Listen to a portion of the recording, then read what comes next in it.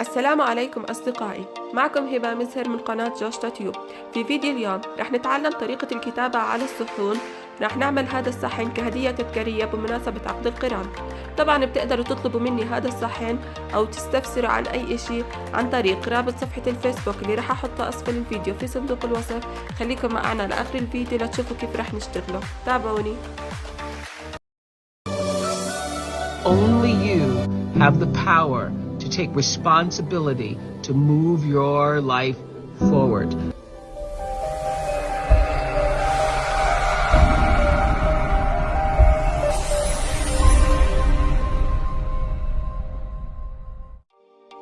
أهلا وسهلا فيكم أصدقائي من جديد. في البداية مثل ما عودتكم رح نستعرض الأدوات المطلوبة منا. رح نحتاج بهذا الفيديو الصحن، رح نحتاج محدد زجاج وألوان زجاج، أي ألوان بتحبوها. أنا رح أستخدم هدول اللونين، اللون الأخضر واللون الذهبي. رح نحتاج أحجار أو خرز ولاصق. طبعا اللي ما عرف طريقة استخدام هاي الألوان بالتفصيل راح أحط لكم لينك الفيديو أسفل صندوق الوصف. وهلأ راح نبدأ بتحديد الرسمة. وكالعادة حاولوا تكون ايدكم خفيفة وانتوا بتشتغلوا. طبعا اي اشي بتغلطوا فيه راح نتركه ينشف شوي بعدين راح نمسحه.